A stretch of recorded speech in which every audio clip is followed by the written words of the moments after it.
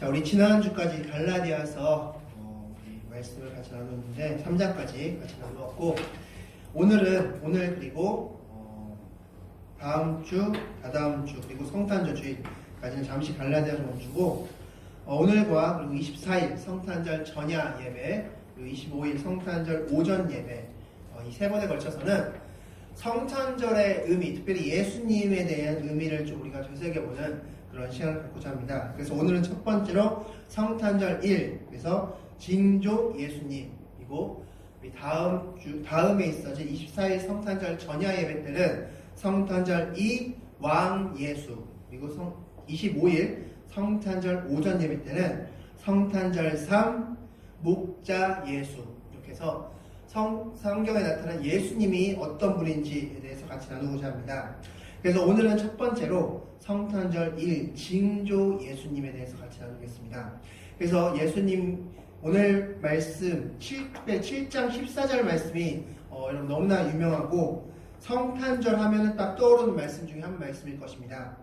자, 근데 이 14절 말씀을 자세히 보시면 그 밑에 절을 우리가 잘 압니다. 처녀가 잉타의 아들을 낳을 것이요 그의 이름을 임마누엘이라 하리라 말씀은 잘 아실 텐데, 그 앞에 보면 주께서 친히 징조를 너에게 주신다 말씀하고 있습니다. 징조를.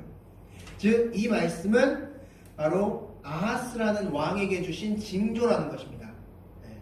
즉 그렇다면 왜 이 징조를 주셨는지, 도대체 이 의미가 무엇인지, 왜 이 말씀을 하실 수밖에 없었는지를 오늘 말씀을 통해서 알아보면서 이 이사야서 7장 14절의 의미가 정확히 무엇인지를 같이 보도록 하겠습니다. 자, 오늘 말씀은 7장 1절부터 2절이 어떤 역사에 관련된 말씀입니다. 그래서 이 역사에 관련된 말씀을 이렇게 해서 정확히 이해하셔야지만 그 나머지 말씀이 좀 이해가 되실 것입니다. 자, 7장 1절 말씀 보면 이 말씀의 주인공이 누구라고 말씀하고 있습니까? 7장 1절에 바로 아하스 왕 때라고 말씀합니다. 아하스 왕 때. 자, 이사야 말씀은 총 66장으로 이루어져 있습니다. 그런데 이 이사야서 말씀이 좀 어려운 이유 중에 하나가 어떤 시기를 정확하게 표현하고 있지 않습니다. 이사야서를 여러분께서 나중에 집에 가셔서 읽어보시면 아시겠지만 어떤 시기를 표현하지 않고 어느 나라에게 주신 말씀이다, 어떤 때의 징조다 이러면서 어떤 상황이라든지 그때 당시에 하나님께서 이런 벌을 내리실 것이고 이렇게 회복하실 것이다라는 식의 말씀은 있는데, 그런데 어떤 때를 지목해서 말씀한 경우는 이사야서에 많지 않습니다. 그런데 오늘 7장 1절은 우시아의 손자요 요담의 아들인 유다의 아하스 왕 때에 라고 말씀하고 있습니다. 어떤 특정한 때를 딱 지목하고 있다는 것입니다. 이 아하스 왕에 관련된 기록은 이 이사야서 말씀 말고도 열왕기하 16장과 역대하 28장에 또한 기록되어 있습니다. 그래서 오늘 말씀은 열왕기하 16장, 그리고 역대하 28장, 그리고 이사야서 이 세 부분을 같이 보면서 오늘 말씀을 좀 이해하고자 합니다. 자, 이 아하스 왕을 좀 여러분께 소개해드리면, 이 아하스 왕은 20살 때 왕에 오른 사람입니다. 20살 때 왕이 올라서 16년 동안 남유다를 통치한 왕이 아하스 왕입니다. 이 아하스 왕은 이 남유다의 왕들 중에서 총 20명의 왕들이 있었는데, 그 20명의 왕들 중에서 가장 악한 왕 첫 번째, 두 번째로 꼽는 왕이 이 아하스 왕입니다. 이 아하스 왕과 그 다음에 아하스 왕의 손자인 므낫세라는 왕이 있습니다. 이 아하스 왕과 므낫세 왕이 남유다 왕 중에 가장 악한 왕 첫 번째, 두 번째입니다. 므낫세 왕이 그 첫 번째고요. 그리고 두 번째가 아하스 왕입니다. 즉 아하스 왕도 므낫세 왕 못지않게 남유다에서 가장 악한 왕으로 꼽는 왕인데, 왜 악한 왕을 꼽냐면 우리 역대하 28장, 열왕기하 16장 말씀 여러분께서 집에 가셔서 읽어보시면 아시겠지만, 먼저 첫 번째로 아들을 우상에게 제물로 바치기 위해서 그 아들을 태워 죽입니다. 그런 왕이었고, 또한 그 나라 남유다 나라 곳곳에 우상 신전을 세웁니다. 그리고 예배당, 예배당, 그 성전을 다 파괴해버립니다. 다 그 안에 내용물을 다 파괴해버리고, 그 안에 그 당시에 강대국인 아수르의 우상 신전을 그대로 빼다 박아서 그 모형 그대로를 예루살렘 성전 안에 놓습니다. 그 당시 아수르가 강대국이기 때문에 우리도 우상을 섬기듯이 그렇게 섬기면 우리가 강대국이 될 수 있어 라는 의미로 아수르의 신전을 그대로 빼다 박습니다. 그러니까 쉽게 얘기하면 지금 우리 교회당을 우상들을 섬기는 장소로 바꾸는 겁니다. 이 십자가, 의자들 다 없애버리고 이 우상을 만드는 그런 신전을 바꿔버리는 것입니다. 그런 일을 저질렀습니다. 또한 그곳에서 제사를 지었는데 열왕기하 16장 말씀 보면 그때 제사를 기록하고 있는데 그때 넘치게 제사했다 말씀하고 있습니다. 어마어마하게 그때 우상을 섬기는 예배를 예루살렘 성전에서 거한 왕이 바로 아하스 왕입니다. 그러니까 아하스 왕은 굉장히 악한 왕으로 성경에서 기록하고 있습니다. 그런데 이 아하스 왕만이 단순히 악했냐? 그것이 아니었습니다. 성경 말씀 우리 한번 보겠습니다. 자, 이사야 5장 30절 말씀 다 같이 읽도록하겠습니다. 시작! 그날에 그들이 바다 물결 소리같이 백성을 향하여 부르짖으리니 사람이 그 땅을 바라보면 흑암과 고난이 있고 빛은 구름에 가려져 어두우리라. 아멘. 자, 이때 당시 시대상을 표현하고 있습니다. 어떤 시대상이었습니까? 빛이 없고 어둠이 있는 시대. 바로 그런 시대 가운데 탄생한 사람이 바로 아하스라는 사람이라는 것입니다. 그러니까 아하스 자체도 악했지만 그 당시의 시대상 역시 악했다는 것입니다. 자, 이때 이제 7장 1절의 하반절 보면은 왕들의 이름이 막 등장합니다. 아람 왕 르신 왕, 그리고 이스라엘 왕 베가 왕 이렇게 등장하는데, 자, 이 두 왕에 대한 스토리를 잠시 들려드리겠습니다. 이 아람 왕과 북이스라엘 왕이 어느 날 이렇게 조약을 맺습니다. 그때 당시에 강대국인 아수르 왕, 그 아수르 왕을 어떻게든 우리가 물리쳐보자 라고 해서 두 왕이 조약을 맺습니다. 약속을 맺습니다. 그리고 우리가 두 나라의 힘을 합쳐서 아수르를 한번 물리쳐보자 라고 했습니다. 자, 그런데 뭔가 좀 부족한 듯 느낌이 듭니다. 그래서 북이스라엘이 우리 옆 동네인 남유다에게도 한번 부탁해보자. 그래서 남유다랑 한번 힘을 더 합쳐보자. 그러면 우리가 아수르를 무찌를 수 있지도 않겠느냐 라면서 아수르를 무찌르기 위해서 북이스라엘 왕이 남유다 왕에게 우리 같이 힘을 합칩시다 라고 얘기합니다. 그런데 남유다의 아하스 왕이 그것을 거절합니다. 그러지 저는 원치 않습니다. 협력하지 않겠습니다 라고 거절합니다. 그러니까 이 아람 왕과 북이스라엘 왕이 열받았습니다. 우리가 그렇게 제의했는데 그걸 거절해? 그래서 어떻게 했냐면 아람 왕과 북이스라엘 왕이 남유다를 쳐들어갑니다. 쳐들어가서 그 전쟁을 펼치는데 성경 말씀 보면 7장 1절 말씀에 맨 밑에 보면 예루살렘을 쳤으나 능히 이기지 못하니라 말씀하고 있습니다. 자, 이 말씀만 봐서는 하나님이 남유다를 지켜주셨나 보다, 뭔가 승리했나 보다 라고 볼 수 있지만 열왕기하 말씀이나 역대하 말씀을 보면 그렇지도 않습니다.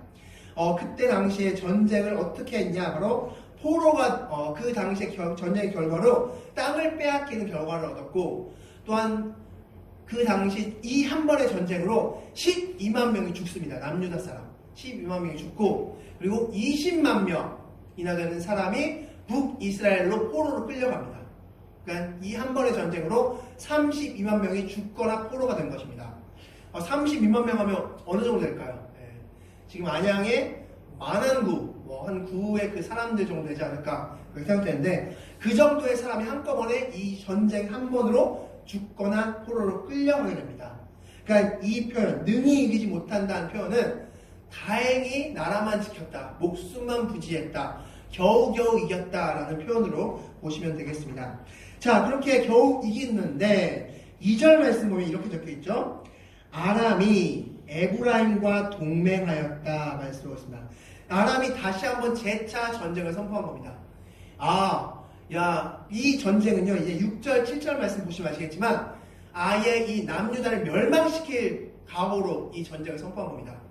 한 번은 처음 전쟁은 이젠 그냥 전쟁에 승리하고 포로로 끌려가는 수준이었다면, 이번엔 나라 자체를 완전히 멸망시키려는 계획을 가지고, 이제 6절, 7절에 나옵니다. 그 말씀이.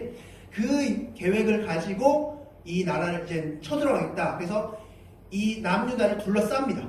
남유다를 둘러싸서 이제 아주 그냥 전쟁을 하려는 그 일촉즉발의 상황이었는데, 그때 이 남유다의 아하스 왕의 마음을 이렇게 성경은 표현하고 있습니다. 왕의 마음과 그의 2절 말씀입니다. 왕의 마음과 그의 백성의 마음이 숲이 바람에 흔들림같이 흔들렸더라 말씀하겠습니다. 어떤 심정인지 좀 이해되시나요? 예. 지금 막 두려워 떠는 겁니다. 막 두려워서 막 벌벌 떨고 있는 그런 상황 가운데서 이제 3절부터 이제 시작입니다. 그때에 여호와께서 이사야에게 이르시되 너와 내 아들 스알야수. 예. 자, 이 스알야수를 보면 이제 1이라고 표시되어 있고 밑에 뭐라고 적혀 있습니까? 남는 자가 돌아오리란 뜻. 이렇게 쓰죠. 자, 이 스알야수이라는 이름의 뜻, 이 이사야의 아들인데 이사야는 총 2명의 아들이 있었습니다. 그 중에 첫 번째 아들이 스알야수인데 그 아들의 이름이 남는 자가 돌아오리라. 그러니까 무슨 소리입니까? 20만 명 그 포로로 끌려갔던 사람들이 돌아올 것이다 라는 메시지를 그 이름을 통해서 주고 있는 겁니다. 자, 그런데 그 메시지를 주기 위해서 이사야와 스알야숲이 아하스 왕을 만나기 위해서 어디로 갔다고 말씀하고 있습니까? 자, 읽기도 참 힘든 그 지역이죠. 바로 윈못 수도끝 세탁자의 밭 큰 길 말씀하고 있어요. 윈못 수도끝 세탁자의 밭 큰 길. 자, 한번 질문 드려보겠습니다. 여기 어딜까요? 윈못 수도끝 세탁자의 밭 큰 길. 자, 그냥 성경에서 그냥 쉽게 아하스를 큰 길에서 만나 이렇게 그냥 표현하면 되지 않습니까? 근데 왜 굳이 윈못 수도끝 세탁자의 밭 큰 길 이렇게 표현했을까요? 자, 이것에 대해서 우리 성경을 통해서 확인해 보겠습니다. 자, 역대하 32장 3절 말씀 다 같이 보겠습니다. 시작! 그의 방백들과 용사들과 더불어 의논하고 성 밖의 모든 물분원을 막고자 하매 그들이 돕더라. 자, 뭐라고 적고 있습니까? 여기가? 물근원에. 자, 이 말씀은 사실은 이제 히스기야 말씀입니다. 그 다음 왕이 히스기야 말씀인데 이때 그 지역 자체는 물근원이었습니다. 물근원.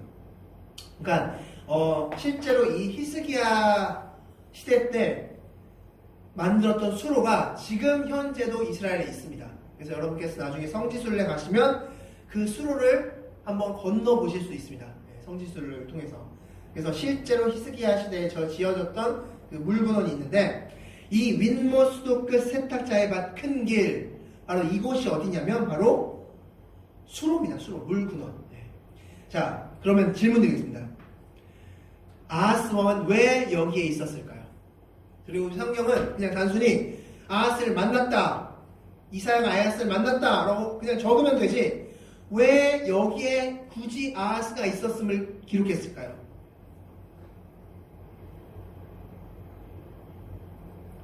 자, 이유는 이것입니다. 전쟁을 하기 위해서는 전쟁 용품도 필요하고 용사들도 필요하고 다 필요하지만 또 뭐가 필요합니까? 식량과 식수가 필요하죠. 자, 그러면 지금 이 아하스가 있는 이 물근원이 아하스가 있다는 말은 무슨 뜻일까요? 그렇다면? 전쟁을 준비하고. 그렇죠. 전쟁을 준비하고 있는 겁니다. 아하스가 지금 이 수로 그 공사장에 와서 이렇게 하는 겁니다. 쉽게 말하면. 야, 빨리 저기 그 파이프 좀 연결해봐. 야, 거기 좀 더 길 좀 내봐, 거기. 야, 여기에 지금 전쟁할 때 우리 군사들 모일 거니까 여기에 좀 수로 좀 내봐. 그래서 막 지금 공사 지시를 하고 있는 겁니다. 아하스가. 자, 왜 여기서 이사야가 아하스를 만나게 하나님께서 하셨을까? 그렇다면 무슨 메시지를 주고 싶으셨을까? 자, 아하스가 제가 말씀드렸지만 악한 왕이었습니다. 하나님께서 보시기에 악한 왕이었습니다. 그러면 지금 아하스가 할 일은 무엇입니까? 그렇게 자기의 백성 32만 명이 죽거나 포로로 끌려간 그 상황에서 아하스가 해야 될 건 무엇이었습니까? 하나님께 무릎 꿇고 회개하는 것이었죠. 하나님이 지금 아람이라는 나라와 북이스라엘이라는 나라를 들어서셔서 정신 한번 차리게끔 하셨어요. 근데도 정신 못 차리고 두 번째 재차 전쟁이 일어나자마자 지금 머리 쓴 것이 수로를 잘 확보해서 전쟁을 이기면 되겠구나. 수로만 잘 확보되면 이번에는 그렇게 패하지 않겠구나. 내가 이기겠구나. 이런 머리를 지금 쓰고 있는 겁니다. 하나님께서 원하시는 모습은 무엇인데요? 바로 기도하는 것인데요. 회개하는 것인데요. 하나님께 예수님하고 해 라고 하시는 겁니다. 그러니까 악한 영은 머리 상한 자로서 절대로 두려워할 존재도 아니고 끌려다닐 존재도 아닙니다. 나는 죽었다 라고 고백하시는 그런 여러분들이 되시기 바라겠고, 완전히 하나님께 엎드리시는 여러분들이 되시기 바라겠습니다. 자, 이렇게 하나님께서 아하스 왕에게 이런 메시지를 주고 나서 10절부터 14절 말씀에 이렇게 적혀 있습니다. 10절 말씀 보면 여호와께서 또 아하스에게 말씀하시되, 계속적으로 하나님께서 아하스 왕에게 말씀하시는 겁니다. 또 말씀하시는 겁니다. 앞서 4절 말씀에서 두려워하지 말라 라고 말씀하셔서 또 한 번 하나님께서 아하스 왕을 찾아가셨습니다. 자, 그럼 우리 이쯤에서 한번 질문 드려보겠습니다. 아하스 왕은 그렇게 악한 왕이었는데 불구하고 왜 하나님께서 자꾸 아하스 왕을 찾아가서 두려워하지 마, 힘내 하면서 왜 자꾸 하나님이 아하스 왕을 찾아가셨을까요? 우리 같으면 그렇게 악한 왕이면은 버려도 될 텐데, 야, 너 도저히 안 되겠다, 너 포기, 이렇게 해도 될 텐데 왜 악한 왕인 아하스 왕을 계속해서 또 하면서 하나님께서 아하스 왕을 찾아가셨을까요? 2절 말씀에 그 답이 있습니다. 2절 말씀에. 자, 2절 말씀에서 아하스 왕을 뭐라고 칭하고 있습니까? 다윗의 집. 왜 이렇게 표현했을까요? 다윗의 집. 예수 그리스도가. 자, 이 다윗의 집이라고 표현한 것은 이 아하스 왕 자체가 아니라 이 아하스 왕을 하나님께서 지켜주신 이유가 다윗 왕과의 언약 때문에 지켜주심을 강조하는 겁니다. 자, 사무엘하 7장 12절부터 13절 말씀 보면 다윗에게 하나님께서 뭐라고 말씀하시냐면 네 몸에서 날 씨를 내가 영원토록 지키겠다 말씀하십니다. 즉 다윗 왕의 후예들, 그 나라들을 내가 견고하게 하겠다, 지키겠다 말씀하신 그 언약이 있기 때문에 이 아하스 악한 왕이라도 계속적으로 포기하지 않고 계속적으로 지키는 것입니다. 그래서 하나님께서는 계속적으로 또 말씀하시는 겁니다. 하나님께서 포기하지 않으심, 바로 이것이 이 말씀에서도 역시 드러나고 있습니다. 자, 그러면 11절 말씀에 한 징조를 구하라 말씀하셨죠. 너는 내 아버지 내 하나님 여호와께 한 징조를 구하되 깊은 데에서든지 높은 데에서든지 구하라. 계속해서 구하라. 무슨 뜻입니까? 그렇게 구해서라도 너의 믿음을 성장시켜라. 나에 대한 믿음을 새겨라 라고 말씀하신 거죠. 자, 그런데 이제 그에 대한 그걸 하기 전에 이 11절 말씀과 연관된 말씀을 좀 같이 한번 말씀 보겠습니다. 우리 이 말씀인데요, 다 같이 한번 보겠습니다. 마태복음 13절 말씀 다 같이 읽겠습니다. 시작. 그러므로 내가 그들에게 비유로 말하는 것은 그들이 보아도 보지 못하며 들어도 듣지 못하며 깨닫지 못함이니라. 아멘. 자, 질문 드리겠습니다. 예수님의 말씀인데 예수님께서 왜 비유로 말씀하실까요? 비유로 말씀하신다. 이때 왜 예수님께서 비유로 말씀하셨을까요? 어떤 이단들이 이렇게 설명하죠, 이 부분을. 아무에게도 깨닫지 못하게 하고 오직 특정한 사람에게만 깨닫게 하기 위해서 예수님께서는 비유로 말씀하신 겁니다. 그리고 그 비유를 깨달은 사람이 누굽니까? 우리 교주입니다. 뭐 이런 식으로 이단들은 그렇게 설명하는데, 자, 그 뜻일까요, 정말? 왜 비유로 말씀하셨을까요? 쉽게 이해하게. 네, 완전 반대 의미죠. 그러므로 내가 그들에게 비유로 말하는 것은 그들이 보아도 보지 못하는 겁니다. 보여줘도 보지 못하는 겁니다. 들려줘도 듣지 못하는 겁니다. 그리고 깨닫지 못하기 때문에 쉽게 설명하는 겁니다. 이렇게 해서라도 깨달으라. 이렇게 낯높고 귀역자를 보면서라도 귀역자를 깨달으라는 겁니다. 낯을 보면서라도 너가 귀역자를 좀 깨달아라.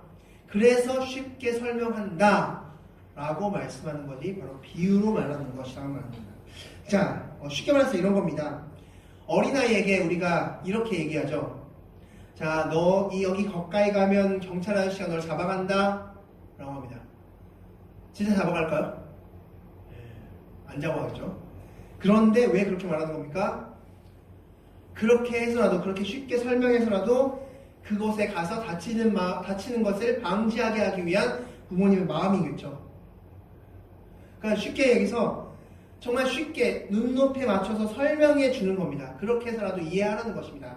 지금 이 아하스 왕에게 징조를 구하라, 징조를 구하라, 징조를 구하라 말씀하는 이유는 이렇게 징조를 봐서라도 너가 믿음이 좀 성장했으면 좋겠다. 너의 믿음이 좀 성장했으면 좋겠다라는 그 하나님의 말씀임을, 하나님의 메시지고 외침임을 기억하시기 바라겠습니다. 자, 이런 메시지를 들은 아하스가 이 12절 말씀에서 굉장히 엄청난 말씀합니다. 자, 12절 말씀 다 같이 한번 읽겠습니다. 12절 말씀 다 같이 읽겠습니다. 시작! 아하스가 이르되 나는 구하지 아니하겠나이다. 나는 여호와를 시험하지 아니하겠나이다 한지라. 아멘. 무슨 뜻일까요? 나는 구하지 아니하겠나이다. 나는 여호와를 시험하지 아니하겠나이다. 자, 말씀만 봐서는 굉장히 믿음 있는 것처럼 보입니다. 아, 나는 하나님께 구하지도 않고, 나는 그런 징조 구하지도 않고, 나는 하나님을 시험하지도 않겠습니다. 나는 뭐 그거 없어도 나는 하나님 믿겠습니다. 뭐 이런 식으로 해석될 수 있습니다. 그런데 지금까지 아하스의 행동을 봐서는 그런 뜻이 아니라는 걸 여러분께서 아실 겁니다. 그렇다면 무슨 뜻일까요? 쉽게 말해서 이겁니다. 하나님, 나는 이미 다 계획한 것이 있으니 굳이 힘 빼지 마십시오. 하나님이 아무리 징조를 보이고 아무리 뭐 그렇게 하더라도 나는 하나님을 믿지 않을 겁니다. 라는 의미입니다. 그래서 하나님 힘 빼지 마세요. 이런 뜻입니다. 하나님 힘 빼지 마세요. 나는 구하지 않겠습니다. 나는 하나님을 시험하지 않겠습니다. 나는 아무것도 안, 나는 이미 다 내 머릿속에 계획이 다 있습니다. 그런 의미가, 어떤 영화의 포스터, 그 문구가 생각나죠? 너는 다 계획이 있구나. 이런 문구처럼. 이 아하스는 지금 자기 계획이 있으니까 하나님 신경 쓰지 마세요. 하나님, 내가 다 알아서 할게요. 자, 그렇다면 이 아하스 왕의 계획은 도대체 무엇이었을까? 말씀에서 통해서 확인해 보겠습니다. 자, 이 아하스 왕의 그 뉘앙스로 한번 여러분께서 한번 읽어보시기 바랍니다. 있습니다. 시작! 아하스가 아수르 왕 니글랏 발레셀에게 사자를 보내 나는 왕이 신복이요 왕의 아들이라 은금을 내어다가 왕에게 예물로 보냈더니. 아하스의 작전은 무엇이었습니까? 비굴 작전이죠. 자, 아하스의 톤으로 한번 읽어보겠습니다. 아이고, 나는 왕의 신복입니다. 아이고, 왕의 아들입니다. 아이고, 왕님. 아이고, 아수르 왕님. 제가 제 재물도 다 드릴게요. 제가 가지고 있는 거 다 드릴게요. 아이고, 우리나라 좀 보살펴주세요, 왕님. 아이고, 왕님. 지금 이런 뉘앙스입니다. 왕의 신복이요, 왕의 아들이요. 아하스의 작전이었습니다. 하나님께 나는 구하지 않겠습니다. 나는 여호와 시험하지 않겠습니다. 내가 다 알아서 할 거예요. 하나님 신경 쓰지 마세요. 하면서 아하스가 펼친 작전은 무엇이었습니까? 그 당시에 강대국인 아수르에게 붙어서 좀 어떻게 목숨만 부지해보겠다. 그래서 왕의 신복이 왕의 아들이라. 굴욕적인 한 나라의 왕이 다른 나라에 가서 왕의 신복입니다. 왕의 아들입니다. 하면서 완전히 엎드리는 그런 작전을 펼쳤습니다. 그럼 이 작전이 성공했을까요? 아니요. 자, 역대하 28장 말씀 보면 이 아수르가 도리어 그렇게 돈까지 다 받고 나서 도리어 그를 공격하니라 말씀하고 있습니다. 그리고 재물을 주었으나 그에게 아무 유익이 없었더라 말씀하고 있습니다. 도리어 아수르가 그래 돈 받을 건 받았고 야 남자 쳐.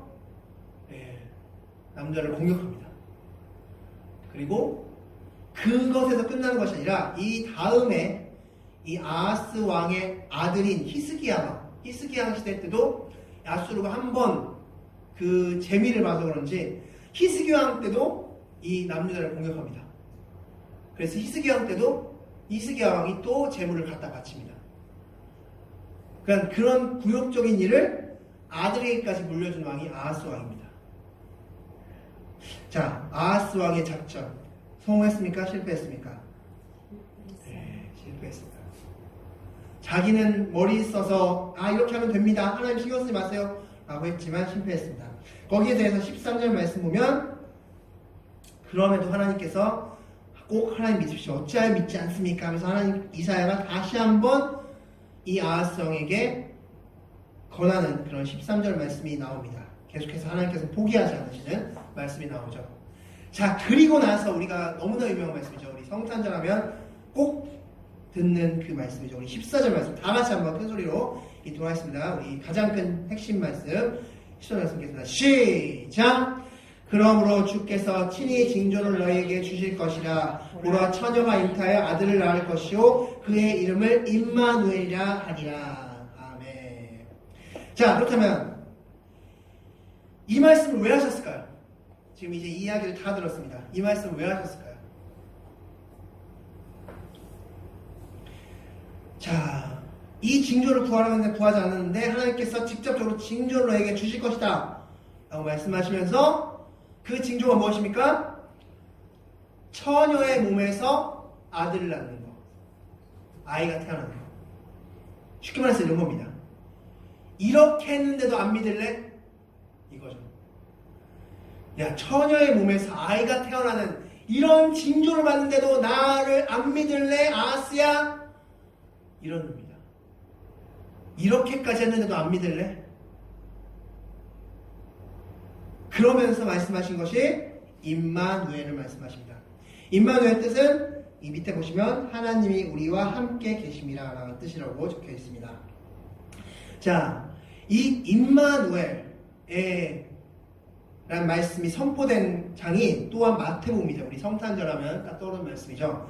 자, 마태복음 1장 18절부터 25절 바로 요셉과 마리아가 이제 마리아가 성령으로 잉태된 것을 알고 요셉이 행하는, 그리고 마리아가 마지막으로 이제 구유에 가서 이제 예루살렘 가서 구유에서 예수님을 탄생시키는 바로 그 장면이 적혀 있는 마태복음 1장 18절부터 25절 말씀인데, 자, 마태복음 18장에서 마리아가 성령으로 임신했습니다. 성령으로 잉태를 했고, 자, 그때 19절 말씀에 이 요셉이 이런 반응을 보입니다. 말씀 보겠습니다. 자, 다 같이 읽겠습니다. 시작! 그의 남편 요셉은 의로운 사람이라 이를 드러내지 아니하고 가만히 끊고자 하여. 아멘. 자, 이 요셉은 의로운 사람이라 표현하고 있습니다. 의로운 사람. 이 의로운 사람의 뜻은 무엇이냐면 율법적으로 확실한 사람이다. 율법적으로 완벽한 사람이다. 율법에 있어서 완전히 머릿속에 박힌 사람이다 라는 뜻을 가지고 있습니다. 굉장히 율법적인 사람이라는 것이죠. 그 요셉이 이 마리아가 임신한 걸 알고 가만히 끊고자 했다 말씀하고 있습니다. 쉽게 말해서 이혼하겠다라는 뜻을 가지고 있습니다. 이혼하겠다라는 의미를 담고 있는데, 왜 마리아와 그렇게 정혼하고 결혼하고 나서 왜 마리아와 이혼하려고 했을까요? 그 이유는 신명기 22장 말씀 보면 알 수 있는데, 그때 법이 이렇습니다. 율법이 어떠냐면 정혼한 여자, 즉 결혼한 여자가 다른 남자 아이를 베면 그 남자 이제 그 대상자인 남자와 그 여자가 모두 나와서 돌로 그 사람을 쳐 죽이라고 말씀하고 있습니다. 그 여인과 그 남자를 돌로 쳐 죽이라. 그래서 너희 안에서 거룩함을 지키라 말씀하고 있습니다. 그렇다면 이 마리아는 어떻게 돼야 됐습니까? 원래는 임신했기 때문에 막 요셉이 추궁했겠죠. 누구야? 어떤 남자야? 하면서 추궁하면서 이 마리아를 끌고 와서 사람들에게 이 여인은 다른 남자의 아이를 배웠습니다. 돌로 쳐 죽이십시오 하면서 돌로 쳐 죽임을 당할 뻔한 상황이었습니다. 그런데 이제 요셉이 생각하기엔 내가 생각하는 마리아는 그렇지 않아. 내가 그동안 봤던 마리아는 그런 행동을 할 사람이 아니야 라고 생각하면서도, 그런데 혹시 설마? 아니야, 그럴 리가 없어. 아니야, 근데 혹시 설마? 이런 두 마음이 갈등하고 있었겠죠.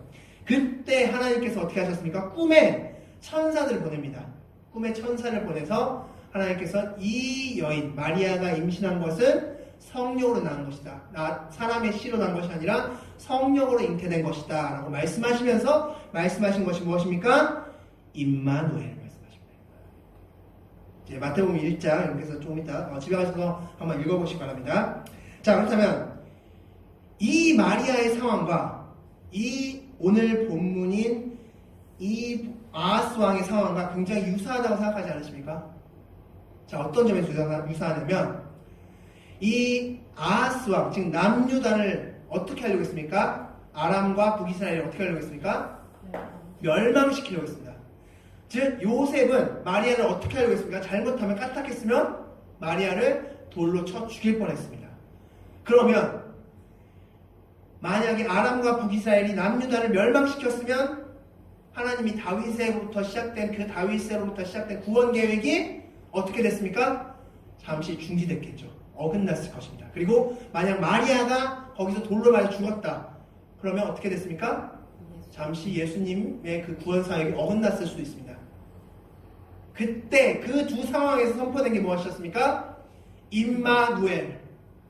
그렇다면 하나님이 우리와 함께 하신다는 그 말씀의 메시지, 그 속뜻은 무엇입니까? 끝까지 구원을 이루겠다. 내가 지금 아람과 북이스라엘이 너희 나라를 멸망시키려고 하고 있는데 아니, 내가 끝까지 구원을 이룰 거야. 지금 요셉이 마리아를 율법에 의해서 죽임을 당하게끔 하려고 하는 그 갈등 상황이 있는데 아니, 내가 천사를 보내서라도 내 구원을 끝까지 이룰 거야. 내 구원 계획을 끝까지 이룰 거야. 예수님 탄생하게 할 거고 예수님 33년 후에 십자가에 못 박을 거야. 끝까지 구원 이룰 거야. 그 메시지가 들어있는 메시지, 그 단어가 무엇입니까? 임마누엘. 그래서 이사야에서 임마누엘이 등장했고 마태복음에 임마누엘이 등장한 것입니다. 임마누엘의 메시지의 의미는 무엇이냐면 내가 한 번 택한 자는 끝까지 구원을 이루겠다. 내 구원 사역을 끝까지 이루겠다는 말씀입니다. 그래서 하나님의 예수님의 이름의 뜻이 임마누엘. 하나님이 우리와 함께 하신다. 끝까지 구원을 이루어 나가신다는 겁니다. 그래서 우리의 모든 죄를 예수님께서 다 사하시고 하나님께서 우리를 계속해서 이끌어 가신다. 그것을 신학 용어로 하나님의 견인이라고 합니다. 우리 교회 주제 말씀인 요한복음 6장 39절도 이 견인에 관련된 말씀입니다. 한 영혼도 잃지 않고 모두 하나님께로 인도하신다. 하나님께서 끝까지 인도하신다. 그것에 우리가 쓰임받는 것이 바로 우리의 기도 제목인 것이죠. 그래서 임마누엘의 뜻은 무엇이다? 하나님이 끝까지 우리의 구원 계획을 이루신다는 것입니다. 하나님이 하신다. 우리가 하는 것이 아니라 내가 하는 것이 아니라 하나님이 하신다. 그 기쁨의 소식이 언제입니까? 성탄절에서부터 시작되는 겁니다. 잠시 후에 있어질 성탄절에서부터 그 기쁨의 소식이 전해집니다. 우리가 성탄절을 맞이하면서 그렇기 때문에 하나님이 내 구원을 끝까지 이루신다는 그 메시지를 주기 위해서 이 아기 예수님을 보내셨구나. 그렇게 해서 우리 구원을 끝까지 이루어 가시는구나. 예수님을 죽이시면서까지 내 구원을 끝까지 이루어 가시는구나. 라는 것을 기억하시고 그것에 감사하면서 하루하루 살아가시는 그런 여러분들이 되시기 바라겠습니다. 자, 말씀을 맡도록 하겠습니다. 오늘 말씀에서 우리 앞장 이사야서 5장 30절 말씀에 이런 말씀 드렸습니다. 이 당시의 시대는 어떤 상황이었다? 어둠의 상황이었다. 그 어둠의 상황에서 한 줄기 빛이 있었는데 그 빛이 바로 예수 그리스도였고 예수 그리스도를 통해서 우리에게 선포된 메시지가 바로 임마누엘이었습니다. 너의 구원을 끝까지 이루겠다. 여러분, 예수 그리스도를 통해서 우리에게 빛을 비춰줌으로써 우리의 구원을 이루어가시고 우리의 악한 것을 제하시고 우리의 선한 것을 드러내시는 분이 바로 하나님이십니다. 즉 우리는 항상 예수 그리스도의 그 빛이 필요한 존재입니다. 바라건대 여러분께서 예수 그리스도께로 나가시기 바랍니다. 그 빛으로 나가시기 바랍니다. 어둠이 아니라 그 빛으로 나가시기 바랍니다. 그 빛에 여러분을 비춰서 여러분 안에 있는 악한 것은 다 제하시고 여러분 안에 계신 선한 것이 드러나시는 그런 여러분들이 되시기 바라겠습니다. 그래서 이번 성탄절이 정말 기쁨의 성탄절. 나 이렇게 구원받았어. 예수님께서 임마누엘 하셨기 때문에 내가 구원받았어. 자, 앞으로도 나 평생 나의 구원을 이루어 가신대 라는 그 기쁨을 마음껏 만끽하시는 그런 성탄절이 되시기를 기도드리겠습니다. 다 같이 기도하시겠습니다.